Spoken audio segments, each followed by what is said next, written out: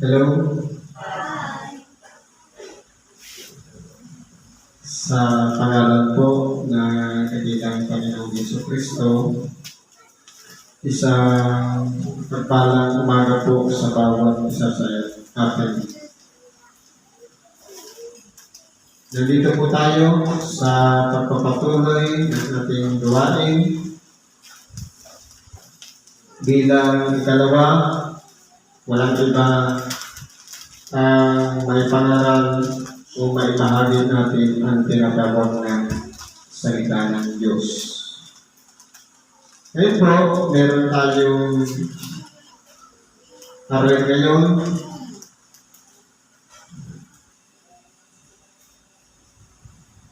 Ang ikalawang aralin po, ayon sa unang sulat ni San Pablo sa mga taga-Korinto, sa Kapitulo 3, versikulo 1 hanggang 11. Ito na po, inilaan ni Apostol Pablo sa mga taga-Korinto. Ano sabi niya? At ako, mga kapatid, ay hindi nakapagsalita sa inyo na tulad sa mga nasa Espiritu. Sa pagkakang kalagayan po kasi ni Apostol Pablo, hindi po siya nagpamagaling. Bagaman abogado siya o isa siyang parisiyo, pero hindi niya po inaring isang bagay na itaas niya ang kanyang sarili, kundi nagpakumbaba rin siya. Sumunod siya kay Kristo. Mula nang siya'y bulalin. Kaya po, kung titingnan natin, hindi po dinasa ni San Pablo na pantayan yung iba na magagaling ng magsalita. Kundi tulad sa mga nasa laman, tulad sa mga sanggol kay Kristo. Ibig sabihin, yung mga baguhan, ngayon lang po nakarinig ng Ebanghelyo. Hinahalin tulad po yun sa mga sanggol o mga bata na walang iba, wala pang kakayahan magmuya. Kung baga hindi pa kaya ng kanyang bagang namuyain yung mga matitigas na pagkain. Kung baga, ang isang sanggol ay umaasa pa sa tubig na pagkain, sa mga tuwid bagay gatas na pagkain, mga aral na madaling maunawaan, mga aral na madaling pakinggan, madaling maalala, at madaling natin ma-i-apply sa ating pamumuhay. Kaya kung tayo po ay katulad pa ng baguhan, inahalin tulad tayo sa isang sanggol. Kinandili ko kayo ng gatas at hindi ng laman kati, sapagkat kayo'y wala pang kaya noon. Wala na ngayon pa nga ay wala kayong kaya. Kaya po, sa mga nag-uumpisa pa lamang na makinig ng Ebanghelyo na inahalin tulad sa isang bata, kumbaga, nasa stage pa yan ng collective. Yung tinatawag na nag-iipon pa tayo ng mga impormasyon sa ating pagkatao. Hindi baga, ang isang bata, isang sanggol, na makapagsasalita na, kapag kapiling niya ang kanyang magulang, hindi baga sasabihin natin makulit. Pero ang totoo niya, yung kakulitan niya, tinaanan din natin niya. Nagpalatanong tayo, ano yan? Bakit may ganito? Bakit may ganyan? Ibig sabihin, inuusisa ng bata sapagkat ang kanyang utak naghahanap pa ng mga impormasyon mula sa magulang. Kaya kung ano yung ituturo ng magulang, yun ang makakatis na ng anak. Halimbawa, tinanong tayo, o bakit ikanat na init yung araw? Bakit malamig naman yung hangin? Bakit gano'n? Kapag yan ay pinaliwanag natin ng maayos, pag natuto na po yan, magkakaroon kayo ng kaya. Katulad naman natin na bago pa lang makarinig ng Ebanghelyo o salita ng Diyos, matigas na pagkain ng ang ibinibigay sa atin, hindi natin matanggap sapagkat mabigat nga sa ating kalooban. Ang mangyayari na, ang ating kalooban, tututong sa aral, sasabihin natin na sasaktan ito. Pero kung sa pamagitan ng malumanay na pamamaraan ng pagsasalita o pakikipag-usap sa kapwa na madaling maunawaan, gagamit tayo ng mga kataga o mga salita na madaling maunawaan. Hindi yung mga malalalim na pananalita na patungkol na ikanan sa kung ano-ano mga bagay na hindi naman makasabay yung tagapakinig. Kaya, kung yan ay sanggol, dapat yung mga aral din, katulad ng gatas, na kung makadadaloy lang diri-diretso, hindi na kailangan ng laway para malunok, kundi diri-diretso na sa lalamunan at patuloy sa kanyang tiyan. Ibig sabihin, yung mga aral na binibitawan natin sa mga baguhan, sa mga sanggol pa sa pananampalataya, yung mapapakinabangan, yung kung papaano yung stage o grado. Halimbawa, ang pagkaunawa ng ating kapwa ay hanggang pang grade 1 pa lang. Ituturo natin pang grade 6 na may mga arithmetic na may equation. Paano niya mauunawaan? Paano siya makakakukunik doon sa sinasabi natin? Kung malayo na yung tinuturo natin, tapos yung mga tinuturuan natin baguhan. Kaya dapat mag-umpisa sa bata, sa isang sanggol na hindi pa kayang magbuya o maglunog, hindi pa kaya yung mga matitigas na pagkain o mga salita na hindi nauunawaan, kundi dapat yung madaling nauunawaan. Kaya yung pagkandili po ng gatas, ginagawa po natin yun. Hindi ibig sabihin na itataas na ng mga marurunong na ang kanyang sarili at yuyurakan yung mga nasa mababa. Kundi ang nagtuturo ay nakikiayon doon sa kalagayan ng kanyang tinuturuan. Kung mababa pa ang estado, mababa pa ang grado o kalagayan ng pag-iisip, dapat sasabayan natin yung adjustable dapat ang tagapagturo. Hindi yung dahil sinabi natin, hindi napakinggan nga niya, sasabihin pa natin, bingi ka. Hindi marahil, hindi pa makasabay ang kanyang imutak, ang kanyang isip. Para yung, kumbaga, iba-iba kasi ang pag-iisip natin. Yung pinagkalooban na ng kapangyarihan ng Espiritu Santo, magkaunawa ng mga aral, iba naman doon sa mga baguhan. Sapagkat naghahanap kayo ng mga bagay na madali niyang maunawaan. Kaya kung bigyan, halimbawa, baguhan pa lang, salangan natin ng mga matitigas na pagkain, hindi po niya maunawaan.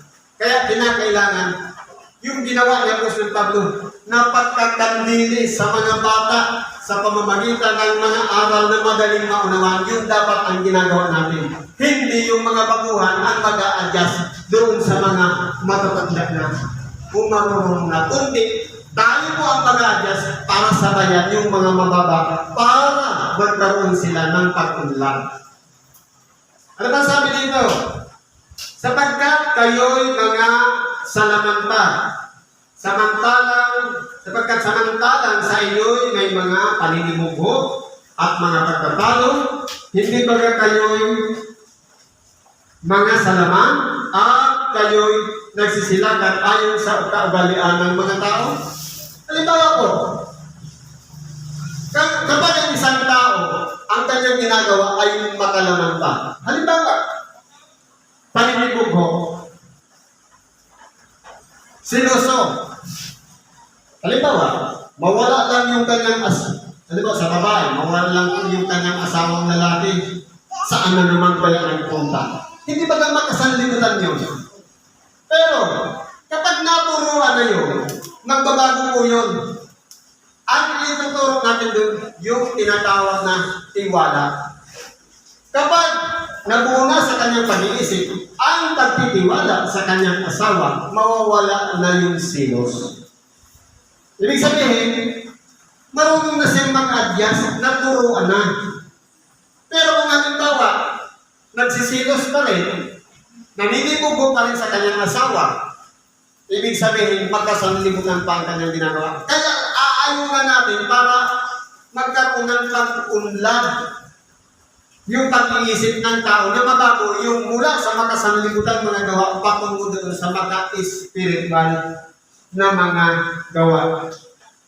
Hindi ba na tayo, mga pagtatalo, kung dati tayo, mahilig tayo makipagtalo, pero nung tayo nakandili na ng salita ng Diyos, mga aral na mabubuti sa pakunti-kunti at natuto tayo at lumago ang ating pag-iisip at unawa at naturuan na tayo, magkakaroon na tayo ng pag-adya sa ating sarili na magkakaroon na pakunti-kunti ng limitasyon ang tungkol sa pakikipagtalo. Kumbaga, dati, on the spot, mahilig tayo makipagsagutan. Ngayon, may control na mag-iingat na hanggang sa mawala na yung pakikipagtalo. Ganyan po ang pag-unlad. Sapagkat, kung sinasabi ng isa, ako'y kay Pablo, at ng iba, ako'y kay Apolos, hindi ba kayo yung mga tao? Ito po. Ano nga si Apolos? At ano si Pablo? Mga ministro na sa pamamagitan nila ay nagsisampalataya kayo at sa bawat isa ayon sa ipinagkaloob ng Panginoon sa Kanya. Ako ang nagtanim, si Apolos ang nagdilig, ngunit ang Diyos ang siyang nagpalago. Lalagay natin sa katuruan. Halimbawa, yung mga kapatid natin naputungan yung panahon ng tatay ko, yung mga tinanim yun ni Pablo. At pagkatapos, dahil ginawa akong kahalilin, ako naman yung tagadilig para magpatuloy na yung itinanim na yung mabuhay. Na hindi ibig sabihin, dahil nawala na rin yung nagtanim, pati yung itinanim, namatay na rin.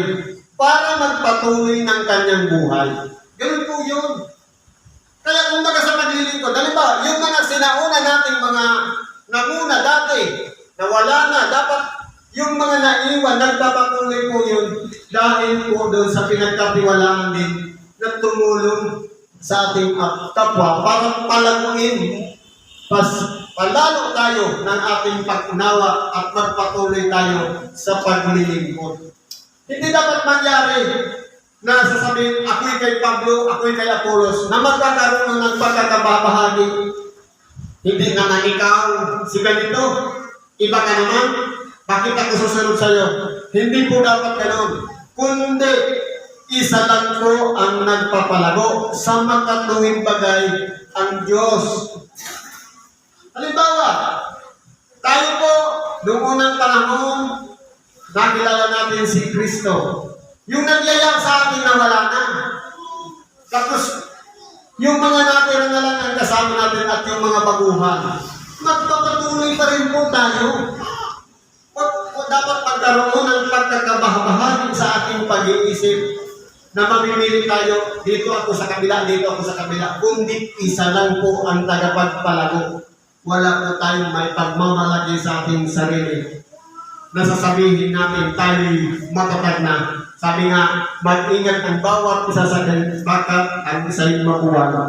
Kaya, kung tayo man ay nakatayo ngayon, pag-ingatan natin na dapat magkaroon yun ng bunga sa pamamagitan ng pakikibahagi natin sa ating kapwa. Hindi dapat matigil lang sa atin. Sa makatuwid, pagamat hindi man natin nahikayat ang ating mga anak, hindi man natin nahikayat ang sino man sa kapamilya natin, pero meron tayong kapwa na nangangailangan ng tulong para tulungan. Bakit hindi natin ibahagi sa kanila ang salita ng Diyos at akayin natin makarating sa lugar na ito nang sa ganun maibsan din ang kabigatan ng kanyang karamdaman. Kaya po, ang pagkakabahagi ay gawain pa po yung makasanglibutan. Pero kung maka-spiritual ng ating pag-iisip, ilalagay lang natin sa ating sarili, Diyos ang gumagawa. Panapanahon lang yan ng tao. Kung sino yung nangunguna, kung nangumuno. Ano pa sabi nito? Ano pa? walang anuman ang nagtatanim, ni ang nagdidilig, kundi ang Diyos na nagpapalago. Ibig sabihin, Diyos pa rin talaga ang nagpapalago at nagpapadami sa atin. Kaya dapat makita sa atin, ano ba, nadidiligan pa talaga ng tama. Totoo na, itanim na, dahil ngayon, nandyan pa rin. Patuloy na pumupunta ng templo. Pero kapag lumalamig na, hindi na nakakapunta ng templo, malamang, kulang na po yan sa bibig. Sa pamamagitan ng payo, ng pangangaral at pakikinig ng Ebanghelyo para magpatuloy pa ng kanyang paglilingkod. Diyos po lahat ang gumagawa noon. Ngayon, ang nagtatanim at ang nagdidilig ay iisa. Ngunit ang bawat isa ay tatanggap ng kanyang sariling kagantihan ayon sa kanyang sariling pagpapagal. Kaya po yung nagtanim at sa nagdilig, meron din silang gantimpala na matatanggap. Si Pablo ang nagtanim, si Apollos ang nagdilig, parehas po sila may tatanggapin, depende po sa kanilang sariling pagpapagal. Sapagkat tayo ay mga kamanggagawa ng Diyos. Kayo ang bukid ng Diyos, mga gusali ng Diyos. Bakit po inahalimbawa sa bukid ng Diyos? Sapagkat tayo po yung bukid na tumatanggap ng punla o ng binhi sa makatuwid bagay yung salita ng Diyos. Dahil sa binhi na yan, nabubuhay na tayo o yung binhi na nabubuhay sa ating sarili, nagiging mabuting tao na tayo. Tayo yung gusali ng Diyos, nananahan ng Espiritu Santo sa bawat isa sa atin. Naway, yung Espiritu Santo nananahan sa atin, huwag nating bigyan ng kapighatian. Na kumbaga salansangin natin ang kanyang nasa. Kung ninanasa niya sa bawat araw ng pagsamba, nandito tayo para makinig ng Ebanghelyo.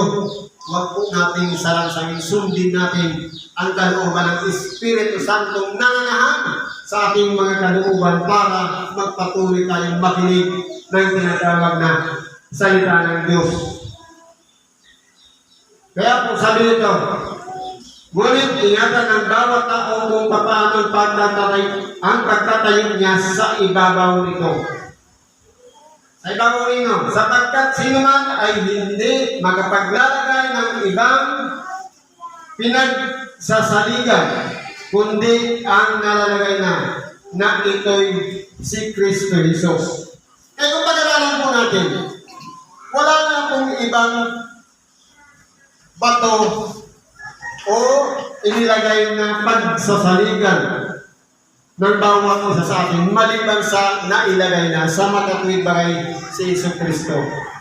Kaya po, kung tayo po ay tinawag, sumampalataya, at sumusunod na kay Kristo, ang ating pundasyon ng pananampalataya nakapatong dapat sa ibabaw ng batong yaon sa makatuwid bagay sa pinagsasaligan kay Kristo.